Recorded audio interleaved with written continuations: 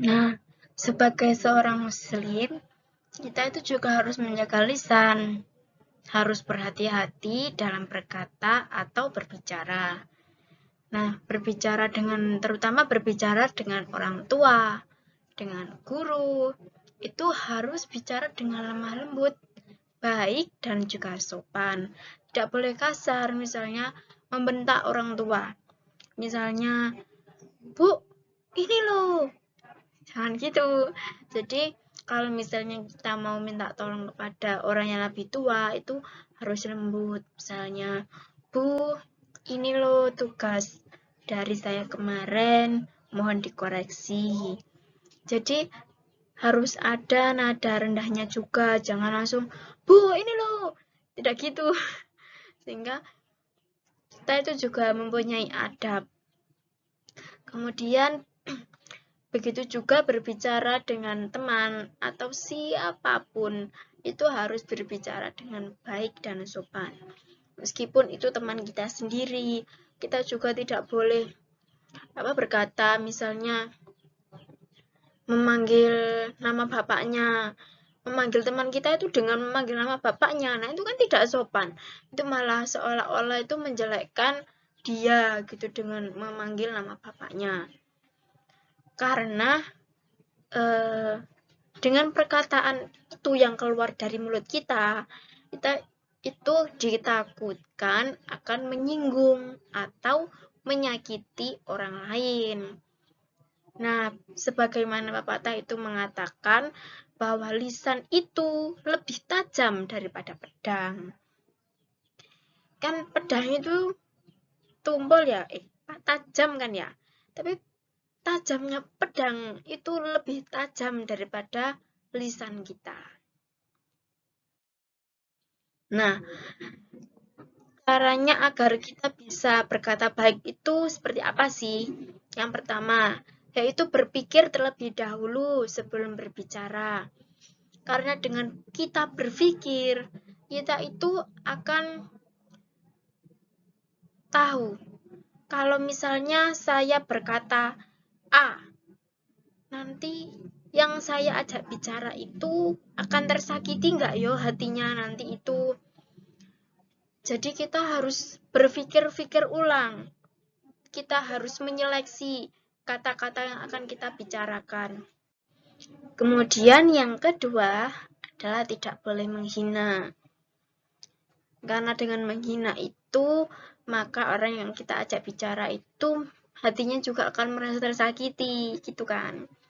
Kemudian yang ketiga, tidak boleh menjelek-jelekkan. Misalnya menjelek-jelekkan anggota tubuh milik teman. Misalnya dia itu kan gemuk ya, sehingga sampai dijelek-jelekkan, heh kamu itu loh udah jelek, gendut, hitam lagi. Waduh, itu tambah menjelek-jelekkan sangat itu. Kemudian yang keempat yaitu tidak boleh mengejek. Nah, seperti halnya tadi, kita juga tidak boleh menjelekkan, tidak boleh menghina, dan ini juga tidak boleh mengejek gitu kan.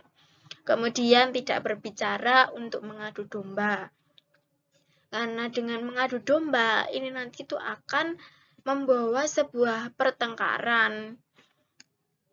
Sehingga kita tidak boleh menjadi penengah di antara orang yang sedang berselisih. Maksudnya, kita sebagai penengah dari orang yang berselisih itu berarti kita itu harus bisa membantu menyelesaikan masalah dari antar sesama kedua orang yang sedang berselisih itu tadi, bukan malah menyulut, heh kamu loh, ternyata loh ini dianu sama ini sama si B, kan malah mengadu domba. Kemudian secara tidak tahu si B itu kalau misalnya saya bilang ke A, kemudian saya bilang lagi ke B, hei kamu loh ternyata loh ini sama si A, kan malah si A sama si B ini kan malah tambah bertengkar, bukannya malah bersatu, bukannya malah berdamai. Nah, jadi kita sebagai penengah itu adalah untuk membantu menyelesaikan permasalahan di antara kedua orang yang sedang berselisih gitu. Kemudian yang keenam, yaitu tidak boleh berkata bohong. Nah, pada saat ini tuh banyak sekali orang itu yang mudah sekali berkata bohong. Misalnya itu, tadi dia si A ngambil jajanmu, ternyata tapi pada kenyataannya si A itu tidak mengambil jajannya si B. Jadi kita itu juga telah berbohong. Nah, kemudian yang ketujuh adalah lebih baik diam daripada berbicara yang tidak ada manfaatnya. Nah, daripada kita berbicara yang enggak, yang nantinya itu malah menjadikan kita mengejek, malah menjelek-jelekkan, malah membuat adu domba, sampai pun berbohong, kan tidak ada manfaatnya. Nah, lebih baik kita itu diam.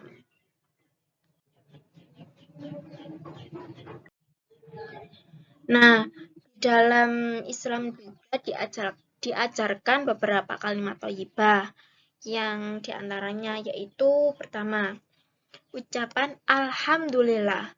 Nah, alhamdulillah ini biasa kita ucapkan ketika mendapatkan nikmat. Nah, nikmat itu tidak hanya berupa rezeki, tidak hanya berupa uang, atau tidak hanya berupa sesuatu hal yang sekiranya dari Allah itu hanya berupa rezeki, bukan itu. Misalnya kita tuh diberi badan sehat, kita bisa sekolah, bisa bertemu dengan teman-teman, maka kita bisa mengucapkan kalimat alhamdulillah. Nah, seperti itu. Kemudian yang kedua adalah ucapan inna lillahi wa inna ilaihi rajiun. Nah, ucapan ini bisa kita ucapkan ketika mendapat musibah. Misalnya ada orang yang meninggal, maka kita bisa mengucapkan inna lillahi wa inna ilaihi rajiun. Kemudian misalnya lagi ada orang yang tertimpa kebakaran rumahnya, kita bisa mengucapkan inna lillahi wa inna ilaihi rajiun. Kemudian kalimat thayyibah yang ketiga adalah subhanallah. Nah, ucapan subhanallah ini bisa kita ucapkan ketika mendengar atau melihat suatu kebaikan. Misalnya kita melihat gunung. Wah, gunung itu sangat indah. Kita bisa mengucapkan subhanallah, gunung itu sangat indah. Gitu. Kemudian yang keempat yaitu masya Allah. Diucapkan ketika mendengar atau melihat sesuatu yang tidak baik. Misalnya kita melihat orang sedang membuang sampah ke sungai. Maka kita bisa mengucapkan kepadanya, Masya Allah, perilaku Anda ini tidak baik, gitu kan. Nah, kemudian kalimat thayyibah yang terakhir yaitu astaghfirullah. Nah, kalimat astaghfirullah ini bisa kita ucapkan ketika melakukan kesalahan. Misalnya, tadi saya sudah berbohong, sudah melakukan dosa. Saya berbohong kepada teman saya kalau saya adalah yang mengambil jajannya, sedangkan saya tidak melakukannya. Kemudian kita bisa mengucapkan astagfirullah. Seperti itu. Kemudian adalah jujur atau berperilaku jujur. Nah, jujur ini kita bisa artikan sebagai ucapan atau perilaku kita secara apa adanya. Lawan kata jujur ini adalah berbohong. Nah, contohnya jujur di lingkungan keluarga, yaitu berkata jujur apabila melakukan kesalahan. Misalnya, kita kita melakukan kesalahan kepada ibu kita, misalnya kita memecahkan gelasnya, kemudian kita berkata jujur, Bu, sembari mengucapkan maaf ya jelasnya. Bu, mohon maaf, ini tadi saya yang memecahkan gelasnya, saya mohon maaf ya, gitu. Berbeda jika kalau kita tidak berkata jujur dan malah berpura-pura tidak tahu gitu. Itu akan malah membuat orang tua itu semakin tidak percaya lagi dengan apa yang telah kita lakukan gitu. Kemudian mengembalikan uang kembalian belanjaan. Nah, biasanya itu ada kan, kalian pastinya jika disuruh ibu, nah belikan cabai ya di warung sebelah, biasanya harganya 5.000. Nah, kemudian kalian diberi uang ibu kalian itu 10.000 kan, diberi uang 10.000. Kemudian, oh ini masih ada uang kembalian ya, wes nggak usah tak kembalikan aja, tak buat jajan. Nah gitu kan berarti namanya itu tidak jujur. Jadi ketika uang kembalian belanjaan itu masih sisa, kita serahkan kembali kepada ibu kita lagi gitu. Kemudian yang ketiga adalah tidak mengambil uang yang seharusnya dibayarkan. Misalnya di rumah itu ibu memberi uang 10.000. Nah, amanatnya si ibu ini, nah ini nanti kasihkan ke orang tetangga ya yang ada di sekolahmu, nanti dibawa ke sekolah.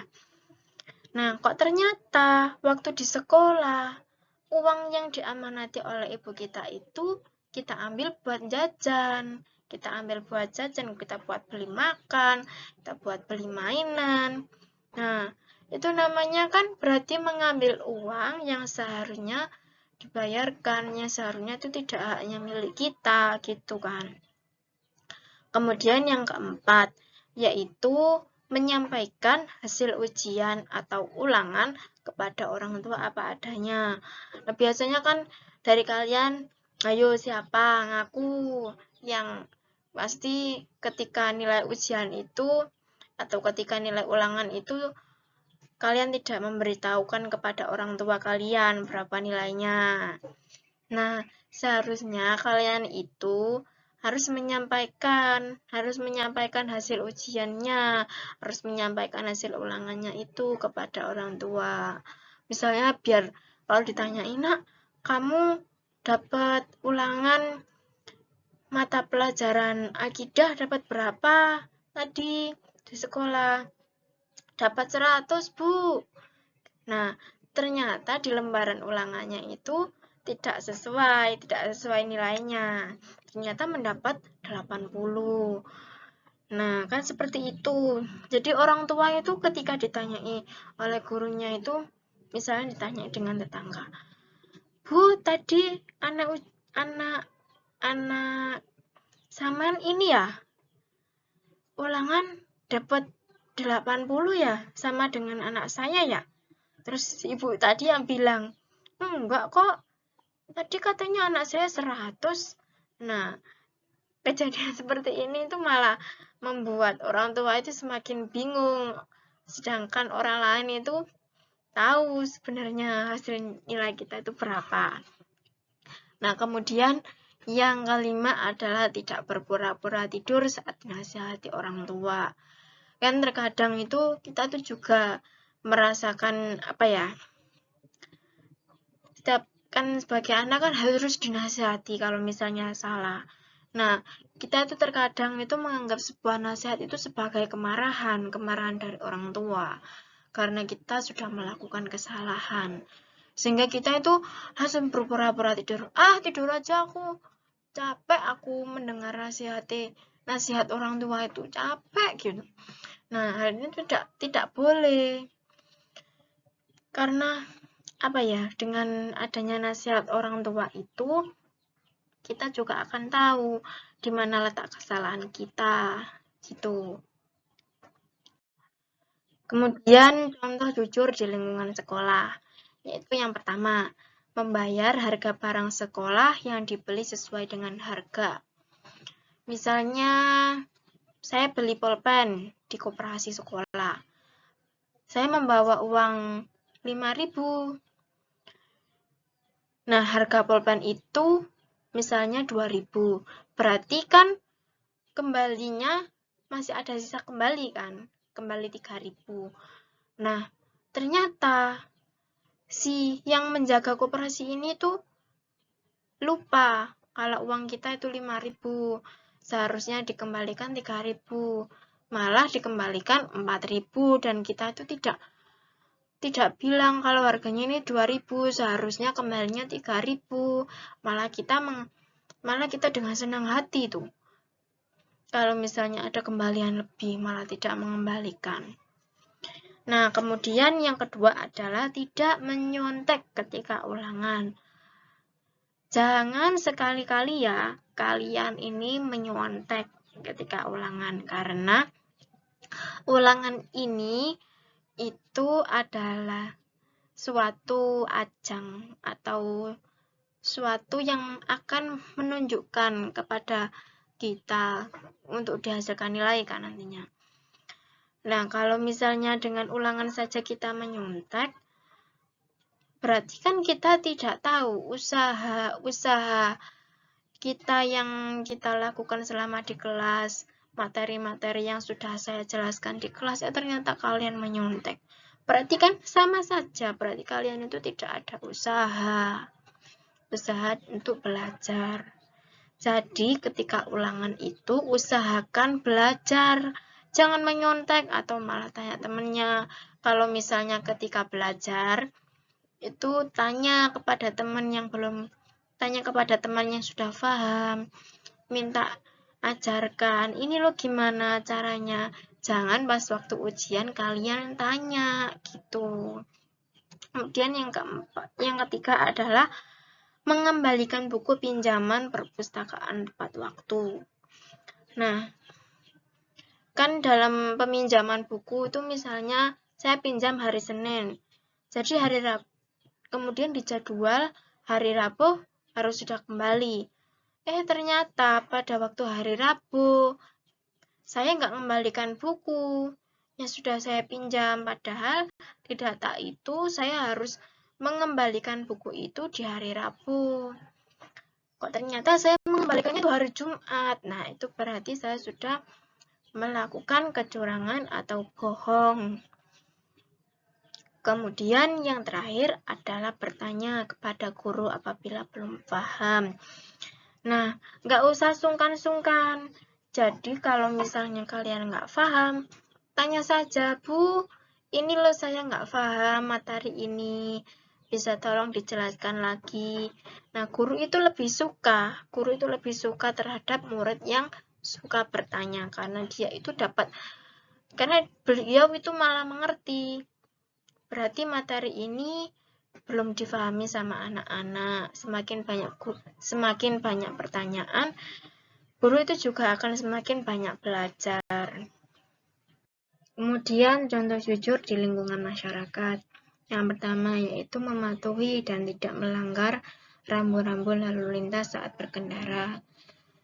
Sehingga dengan kita mematuhi dan tidak melanggar rambu-rambu lalu lintas, maka saat berkendara kita itu akan terasa lebih aman, nyaman, dan tidak akan terlibat polisi gitu kan ya. Kemudian yang kedua yaitu saat berjualan tidak melebihkan takaran timbangan harga. Jadi kalau misalnya saat berjualan, misalnya takarannya setengah dengan harga 5.000, ya sudah berarti kita harus menjualnya itu dengan harga setengah, dengan satuan setengah harganya 5.000, bukan malah setengah kemudian kita melebihkan timbangan harganya itu menjadi 10.000. Nah, itu tidak jujur namanya. Kemudian yang terakhir adalah ketika terkena tilang tidak melakukan suap kepada polisi. Mentang-mentang semua itu bisa dibeli dengan uang, sehingga polisi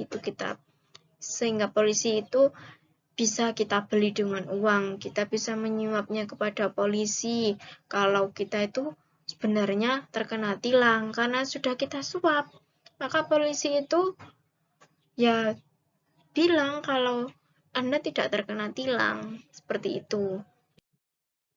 Nah, dari beberapa contoh tersebut kita dapat mengambil manfaat dari perilaku jujur, yaitu yang pertama, hidup itu bisa menjadi tenang. Itu pasti, karena ketika kita hidup dengan penuh kebohongan, maka hidup kita tuh tidak akan tenang. Kemudian yang kedua adalah mendapatkan keberkahan. Karena kita sudah berperilaku jujur, maka segala apa yang kita lakukan itu insya Allah menjadi berkah. Kemudian yang ketiga yaitu diselamatkan dari bahaya. Karena dengan kita berperilaku jujur berarti sama dengan kita bersikap hati-hati. Sehingga itu dapat diselamatkan dari bahaya. Kemudian dicintai oleh Allah Subhanahu wa ta'ala, Rasul Allah, dan sesama manusia. Sudah pasti dong kalau kita misalnya berperilaku jujur, kita itu pasti akan dicintai oleh Allah, Rasulnya, dan semua manusia akan sayang kepada kita. Kemudian yang kelima, yaitu mendapat pahala seperti pahala orang syahid. Nah, perjuangan kita itu nanti akan dinilai sama seperti orang yang berjuang di jalan ridho Allah. Pahalanya itu akan sama. Kemudian dijamin masuk surga. Siapa yang nggak ingin masuk surga? Nah, oleh karena itu, marilah kita berperilaku jujur, selalu berkata jujur, agar kita bisa dicintai oleh Allah, agar kita bisa masuk surga dan mendapatkan manfaat yang begitu banyak dari perilaku yang telah kita perbuat, terutama perilaku jujur. Kemudian mengantri. Nah, dengan mengantri itu semua kegiatan yang kita lakukan secara bersama-sama itu bisa menjadi tertib dan cepat selesai. Nah, mengantri itu juga dapat melatih kita untuk bisa berbagi dan saling menghormati. Lihatlah pada gambar bebek tersebut. Bebek saja mengantri dengan penuh kesabaran, dengan tertibnya bebek itu mengantri. Masa iya kita sebagai manusia tidak bisa mengantri? Jangan kalah dong sama bebek. Nah, kemudian contoh mengantri di rumah, yaitu yang pertama ketika menggunakan kamar mandi. Kalau misalnya di rumah itu terdapat 3 anggota keluarga, kemudian masing-masing mempunyai kamar mandi, berarti ya tidak usah mengantri. Beda lagi kalau misalnya di dalam satu rumah itu terdapat 3 anggota keluarga, kemudian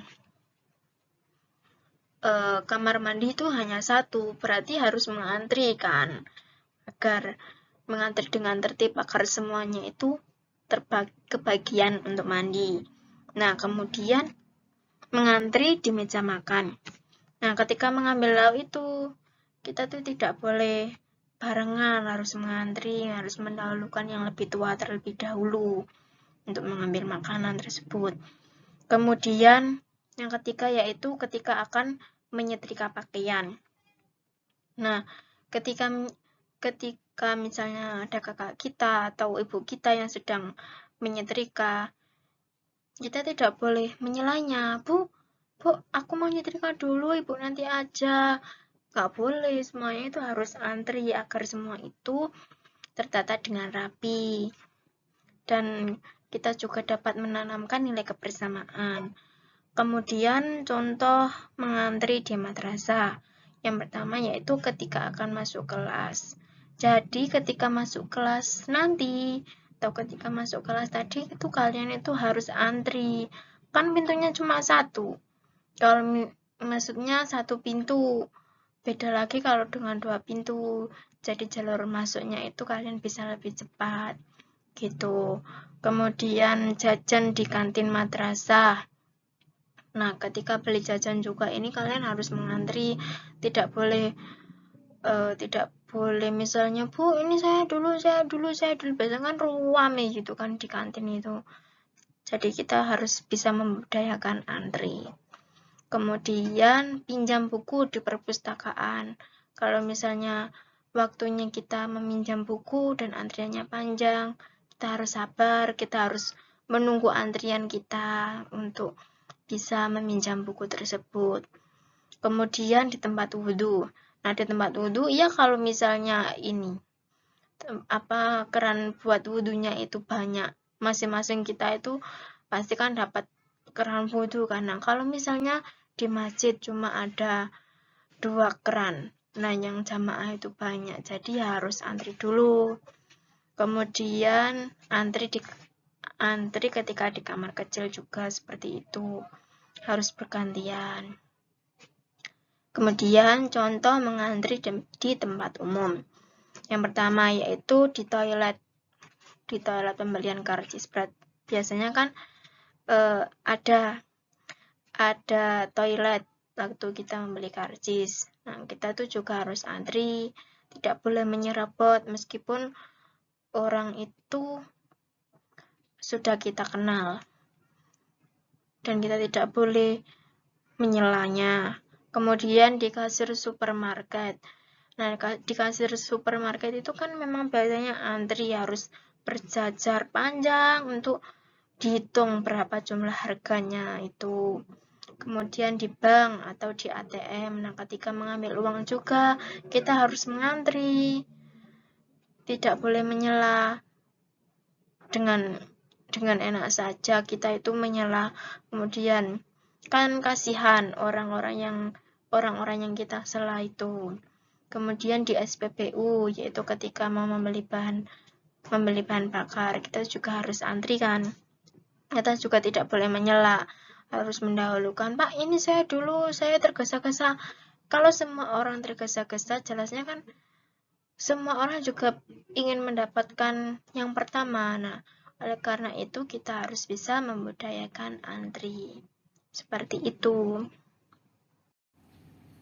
Jadi di software di aplikasi Kahoot ini kita itu bisa membuat kuis yang mana nanti tuh kita bisa ajarkan kepada murid-murid kita, dan kita tuh bisa, misalnya kuisnya itu bisa berupa seperti ini, memilih jawaban yang benar, kemudian atau memilih jawaban yang benar atau salah. Nah, ketika kita sudah membuat soal-soal yang sudah sesuai dengan materi, kita bisa mengujikan kepada siswa. Caranya yaitu ketika kita save, kita tunggu sebentar. Nah, kemudian kita play now, kita mainkan, start. Nah, kita menunggu untuk mendapatkan PIN.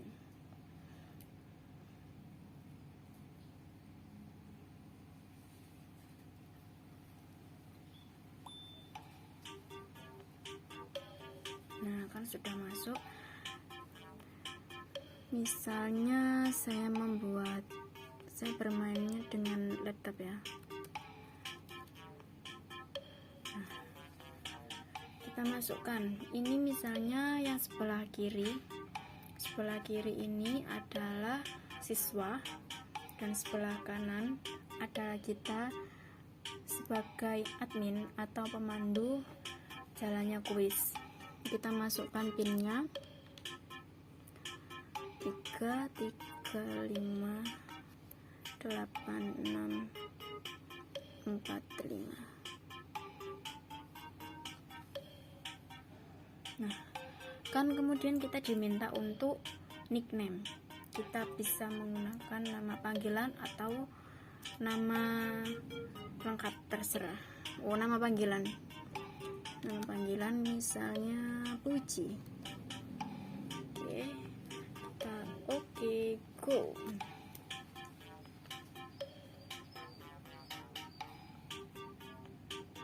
Nah, kan sudah masuk di sini namanya Puji.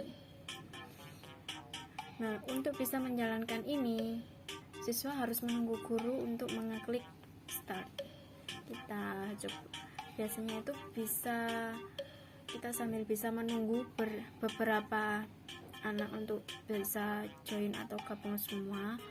Nah, karena ini saya hanya bisa mencarakan lewat seperti ini, jadi hanya bisa masuk satu. Kemudian kita klik start. Nah, di sini kita harus bisa menyocokkan model soalnya itu seperti apa, apakah memilih jawaban yang benar atau salah. Nah, ini kan diberi waktu selama 20 detik tadi. Jadi astagfirullah. Ya, benar. Jadi cara mainnya itu seperti itu. Kemudian coba kita next lagi. Ternyata skor saya mendapatkan 694. Oke, kuis yang kedua hanya diberi waktu 20 detik. Misalnya apa ya ini? Jadi kita tuh memilih jawaban ini hanya tampil di HP-nya si anak. Misalnya menjawab ini. Salah.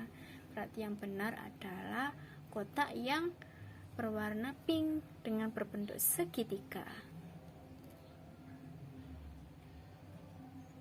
Kemudian kita next.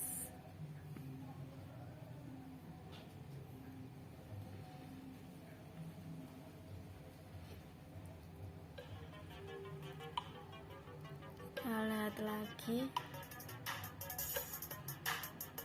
Berarti ketika kita menjawab hijau, berarti otomatis jawabannya adalah innalillahi wa inna ilaihi rajiun. Jika biru, berarti alhamdulillah. Kuning, masya Allah, subhanallah, pink. Oke. Benar. Oke, kemudian kita next. Oke, kita mendapatkan skor 1221.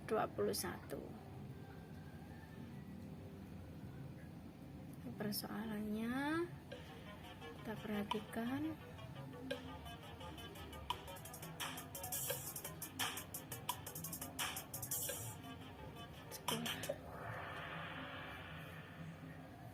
Oke, benar.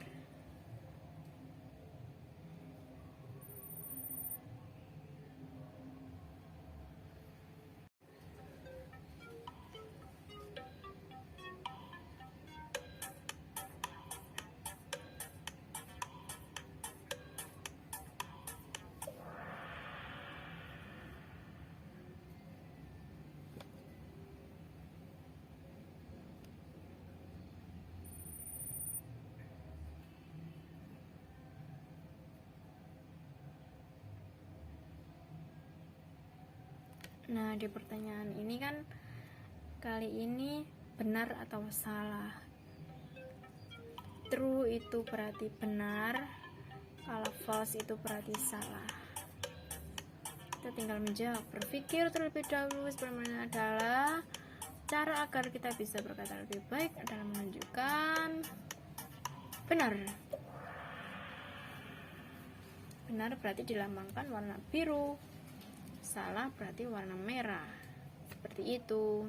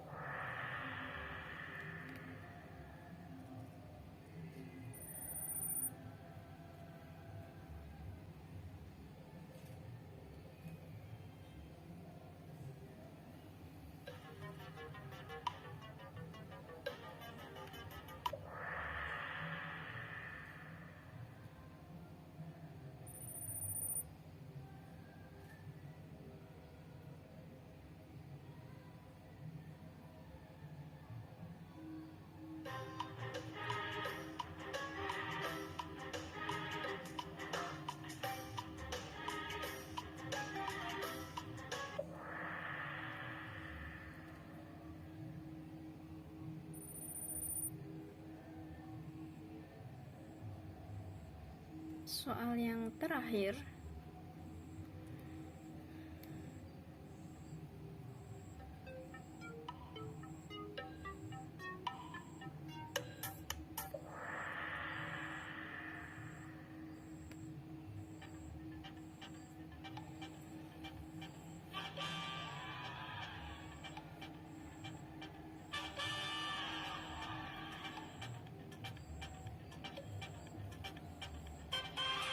nah jadi seperti ini cara bermainnya. Kita bisa tahu apa anak itu bisa cermat juga dalam menjawab soalan. Dalam menjawab soal, siswa itu juga cermat, sehingga intinya tuh di kuis ini tuh siswa itu cepat-cepatan untuk menjawab soal dengan baik dan dengan benar dan juga tepat. Ya, nantinya akan mendapatkan poin tersendiri, nanti bisa mendapatkan, dan kita juga bisa tahu seberapa paham siswa terhadap materi yang sudah kita ajarkan. Seperti itu.